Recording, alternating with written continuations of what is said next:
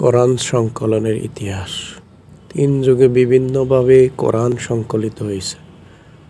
রাসূল সাল্লাল্লাহু আলাইহি সাল্লামের যুগ, এ যুগে 2 ভাবে হয়েছে। 1. মুখস্থ করার মাধ্যমে। হাফেজ কোরআনগণের মধ্যে প্রধানত ছিলেন আব্দুল্লাহ ইবনে মাসউদ, সালাহ ইবনে মাকাম, মুআজ ইবনে জাবাল, উবাই ইবনে কাব, যায়েদ বিন সাবিত, আবু যায়েদ, আবু দারদা প্রমুখ। 2. লেখার মাধ্যমে।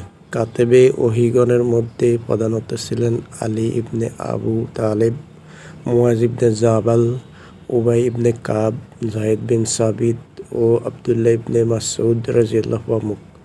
তারা পাথর, খেজুর ডাল, চামড়া ইত্যাদির উপর কোরআনের আয়াতসমূহ লিখে রাখতেন। হযরত আবু বকর এর যুগ। ভণ্ড নবী মুসায়লামার বিরুদ্ধে সংঘটিত ইয়ামামার যুদ্ধে অসংখ্য হাফেজে কোরআন শাহাদাত বরণ করেন।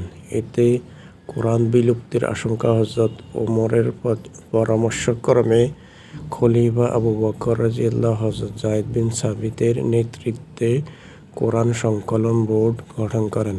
এই বোর্ডের সদস্যগণ কঠোর সাধনা করে কোরআনের লিখিত বিভিন্ন অংশকে হাফেজে কোরআনের সাথে সমন্বয় করে একত্র করেন, যার নাম রাখা হয় মাসহাফে সিদ্দিকী। হযরত আবু বকরের ইন্তেকালের পর এই কপিটি হযরত ওমরের নিকট এবং তার ইন্তেকালের পর হযরত হাফসা রাদিয়াল্লাহু একে সংকলন রাখেন।